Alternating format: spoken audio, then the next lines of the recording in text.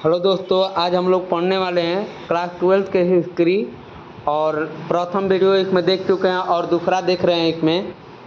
तो सबसे पहले देखेंगे कि दूसरा भाग है कि खेती निजी या विलियत के सिद्धांत पर आधारित था। विलियत के सिद्धांत के आधार के मतलब है वहाँ की जो खेती था वह एक समय में एक 3 बार फसलों को क्या करते थे, रोपते थे। यानी कि वहाँ पर 3 फसलों को उगाया जाता था साल में।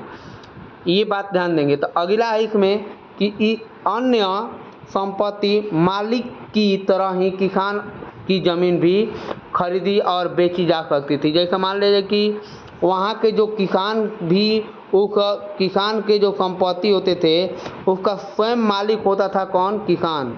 और वह खेतों को या ज़मीनों को खरीद बिक्री कर सकता था। ये बात ध्यान रखेंगे। देखिए, ज़मीन की प्रचुरता, मजदूरों की उपलब्धता एवं किसान की गतिशीलता के कारण कृषि लगातार विस्तार होती जा रही थी। देखिए, सबसे पहले मुगल काल में वहाँ के ज़मीन इतना अच्छा था, उपजाऊ भूमि था। और जो वहाँ के जो पूरा मजदूर वर्ग के लोग थे, थोड़ा सा अच्छा किस्म के मजदूर हुआ करते थे, थोड़ा सा उसमें कार्य कुशल होते थे। और किसान गतिशीलता बहुत तेज़ी से बढ़ने लगी, जिस कारण से वहाँ के कृषि में लगातार विस्तार हुआ।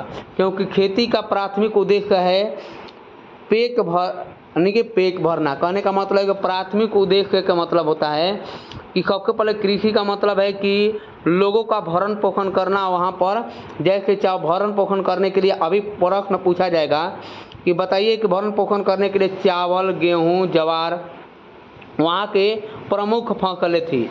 अभी ये प्रश्न पूछा गया है बिहार बोर्ड में कि बताइए मुगल काल में प्रमुख फसलें कौन कौन सी थी?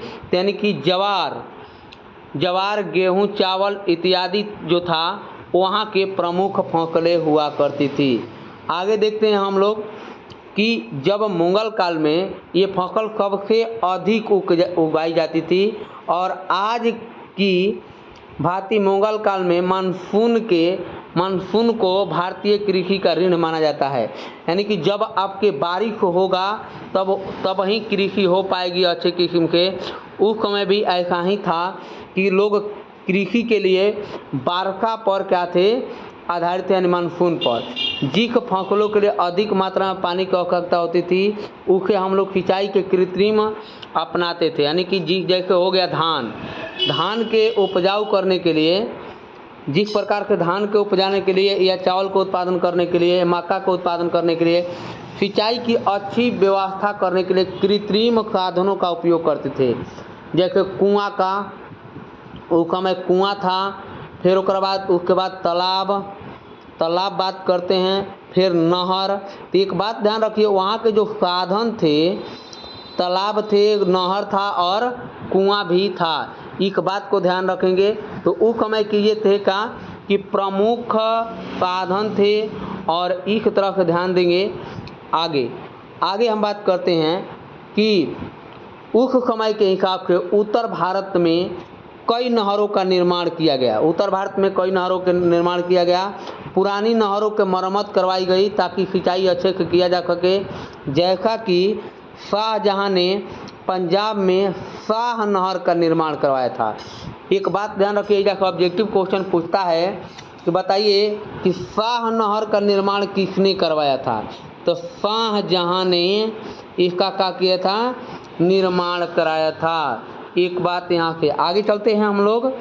देखिए, तत्कालीन समय में किसान कृषि में ऐसे तकनीक का प्रयोग करते थे जो प्रायः पशु बल पर आधारित था। पशु बल के मतलब है कि वहाँ के खेतों की जुताई करने के लिए बैलों के प्रयोग करते थे। किसका?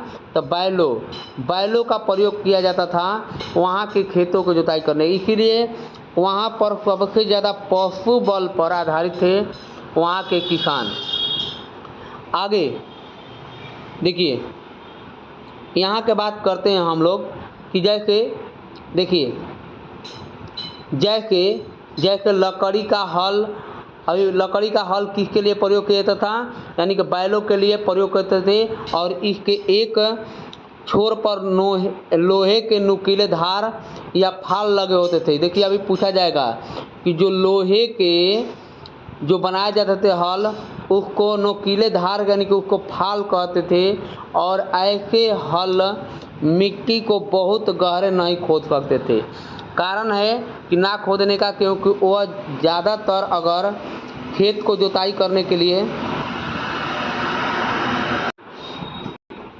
और उस समय में देखिए जिस कारण के तेज गर्मी के कारण महीनों में क्या होता था कि मिट्टी की नमी बनी रहती थी। यानी कि देखिए जब हम कहते हैं कि खेतों के ज़्यादातर अंदर तक जुताई करेंगे तो उसमें नमी जो होगी, पृथ्वी की नमी, वह ख़त्म हो जाएगी। लेकिन अगर ऊपर के थोड़ा सा ही भाग जोतेंगे तो नीचे वाले नमी को क्या होता है, बनाए रखता है। नीचे वाले नमी को क्या होता है, बनाए रखता है, जिस कारण के फसल अच्छे प्रकार के हो सकते थे। ये बात ध्यान देंगे। आगे की बात करते हैं हम लोग। देखिए आगे बीजों को बोने के लिए, अब ध्यान दीजिएगा, बीजों को बोने के लिए बैलों के जोड़ी खींचने वाली बरम्मे का उपयोग करते थे। बात की समझिए, बैल जो होते थे जोड़ा में होते थे, यानी 2 बैलों का प्रयोग करते थे खेत को जोतने के लिए या बोने के लिए। लेकिन बीजों को हाथ से छिड़काव करते थे, जैसे आज करते हैं, वैसे भी उस समय बीजों का छिड़काव करने के लिए यानी कि बोने के लिए अत्यधिक प्रचलित थी। कौन? तो हाथ के बोने के लिए। और तंबाकू का पौधा का सर्वप्रथम दक्कन पहुंचा, यानी कि कब के पहले आपके पूछा जाएगा कि तंबाकू का खेती सर्वप्रथम कहाँ पहुंचा, तो दक्कन में।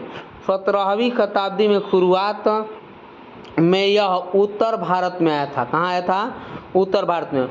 देखिए 1604 ईस्वी में अकबर तथा उनके अभिजातियों ने इसे पहली बार देखा था। अभी पूछा जाएगा कि बताइए कि अकबर ने तंबाकू के पौधे का सबसे पहले कब देखा, तो यानी कि 1604 ईस्वी में। और संभवतः यह एक समय था जब हुक्के और चिलम में तंबाकू के पीने का इस्तेमाल किया जाता था। बताइए, यानी कि सबसे पहले तंबाकू पीने के लिए हम लोग हुक्का का भी प्रयोग करते थे। हुक्का एक प्रकार के जो होती है, हम इसको क्या करते हैं कि यहाँ पर प्रयोग करते हैं। देखिए आगे देखते हैं हम लोग कि देखिए पहली यहाँ पर समय में हुक्का और चिलम के तंबाकू पीते थे और जोर पकड़ते थे। जहांगीर ने तंबाकू के धूम्रपान पर क्या कर दिया, पाबंदी लगा दी। अभी क्वेश्चन ये पूछा गया था कि तंबाकू के खेती पर पाबंदी किसने लगाया था? जहांगीर। अब देखिए लगाने का प्रयास किया और सिद्ध नहीं हुआ। और 17वीं शताब्दी के अंत में तंबाकू संपूर्ण भारत खेती के व्यापार उपयोग के लिए प्रमुख वस्तु बन गई। देखिए जहांगीर ने रोक लगाया, लेकिन ये पूरा उपयोग नहीं हो पाया, सीधी नहीं पाई। और उसके बाद संपूर्ण भारत में धीरे धीरे क्या होने लगा, यहाँ पर तंबाकू का खेती होने चालू हो गया। आगे अगर हम बात करते हैं यहाँ पर कि फसलों को मौसम चक्र पर आधारित था। यानी कि मौसम चक्र का मतलब है कि ग्रीष्म ऋतु, शरद ऋतु और आगे ऋतुओं पर आधारित था। और खरीफ फसल, रबी फसल, और खरीफ फसलों के पतझड़ के लिए रबी फसल के बसंत में ली जाती थी। यानी कि बसंत के मौसम में उस फसलों को क्या करते थे, काट देते थे, जो रबी फसल था। और जो यहाँ पर खरीफ फसल था उसको यानी कि जून जुलाई में रोपा जाता था और सितंबर अक्टूबर यानी कि उस समय में काट दिया था दोनों फसलों को। परंतु जहाँ सिंचाई की पर्याप्त व्यवस्था था वहाँ पर 3 फसलें उगाई जाती थी। यानी कि पैदा कारण के बड़े स्तर पर विविधता मिली है। यानी कि जहाँ पर सिंचाई की व्यवस्था होती थी वहाँ पर 3 प्रकार के फसलें उगाई जाती थी। जहाँ पर सिंचाई की अच्छे प्रकार की व्यवस्था नहीं है वहाँ पर 2 प्रकार के होते थे। ये बात के ध्यान देंगे। आगे अगर हम बात करते हैं यहाँ पर कि इस काल में मुख्यतः संबंधित फसलों को खेती पर आधारित जोर दिया जाता था। उस समय सबसे ज़्यादा जोर किस पर देता? खेती पर। गन्ना और कपास ज़्यादा नगदी फसल का उगाया जाता था। अभी नगदी फसल के तहत कौन आएगा? तो गन्ना और कपास।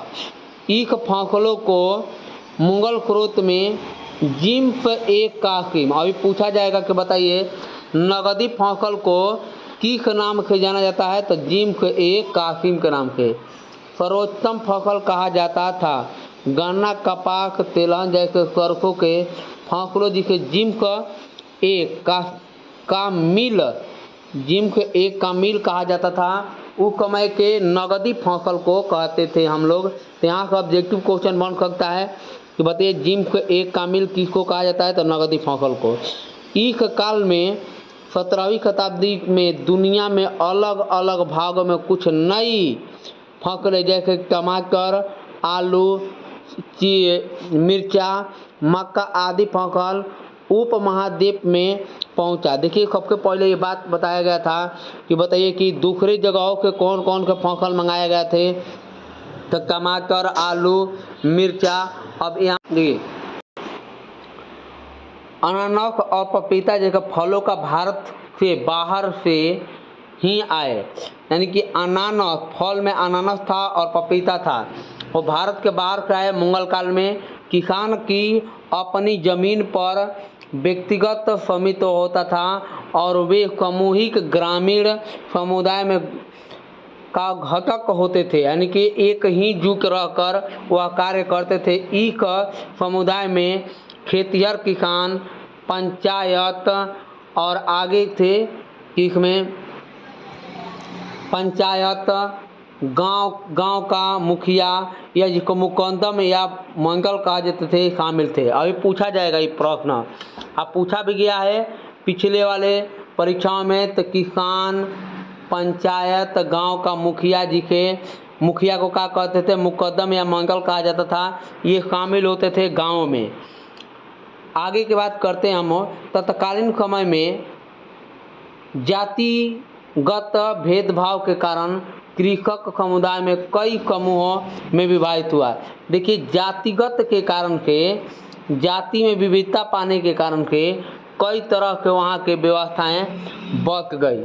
कई तरह के क्या हो गए? बच गई। कृषि कार्यों में एक लोग की संख्या बहुताय थी जो मजदूरी करते थे अथवा निकृष्ट करने वाले कार्यों को संलग्न थे। इस तरह के गरीबी में जीवन बिताने का मजबूर थे। बात को समझिए, उस समय में भी कृषि पर कार्य कीजिए या मजदूरी कीजिए, उस समय में लोग विवश थे ये कार्य करने के लिए कृषि को, क्योंकि दूसरा कोई पेशा नहीं था उन लोगों के पास, इसीलिए विवश थे। आगे देख, समाज में निम्न वर्गों में जाति निर्धनता एवं सामाजिक स्थिति के मध्य सीधे संबंध था।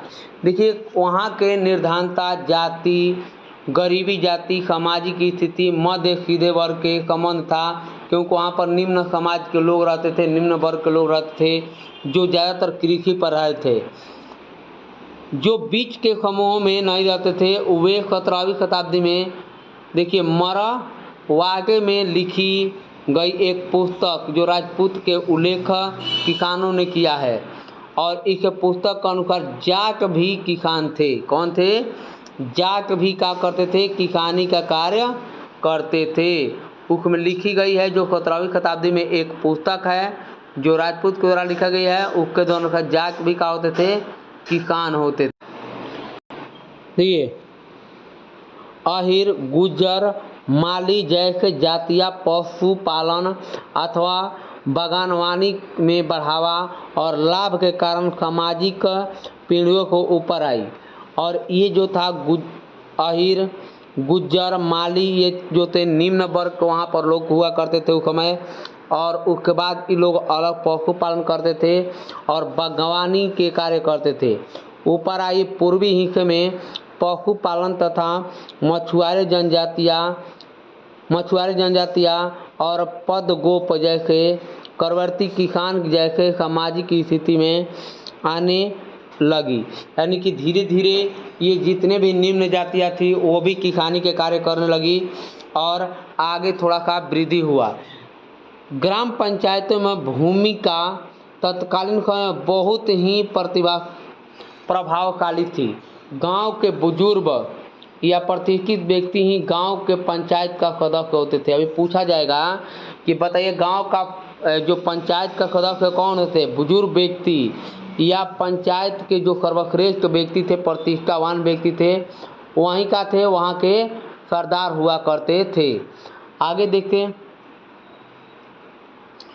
आगे कहते हैं कि पंचायत के सरदार एक मुखिया होता था। अभी पूछा जाएगा कि पंचायत का सरदार कौन था, मुखिया जी के मुकद्दम या मंगल कहा जाता था।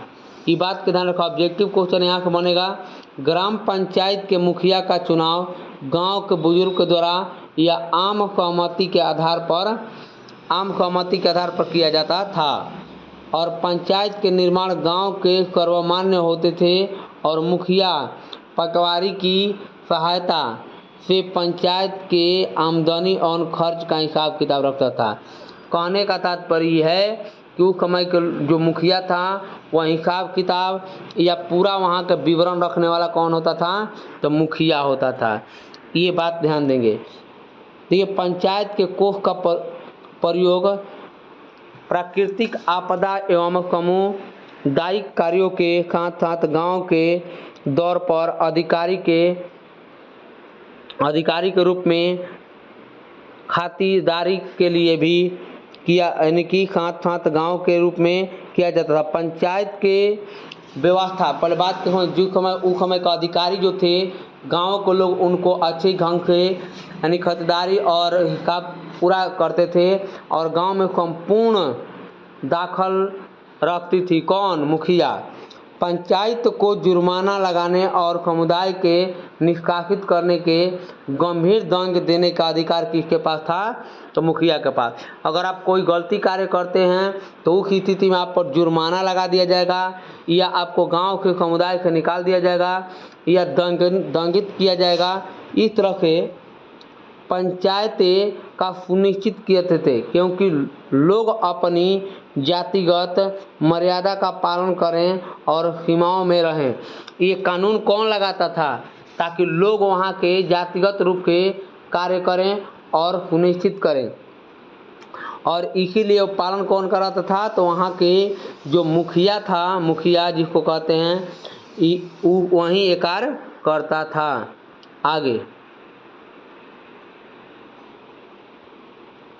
देखिए, तत्कालीन समय में ग्रामीण पंचायत में अतिरिक्त प्रत्येक जातियाँ अपने पंचायत होती थी। कहने का मतलब है कि पंचायत का मतलब है कि अपने जाति को साथ साथ पंचायत या शक्ति संपन्न सामाजिक जाति पंचायत, जिसको दीवानी दावेदारियाँ के झगड़े, रीति रिवाज, कर्मकांड आदि पर नियंत्रण करती थी कौन, मुखिया।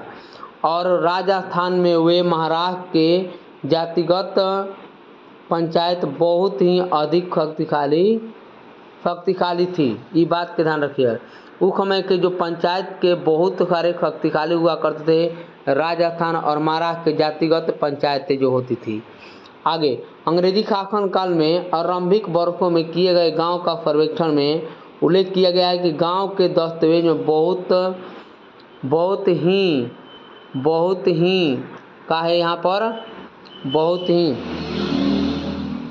कहीं कभी तो कुछ 25% दस्तकार हुआ करते थे, कहाँ पर, गाँव में।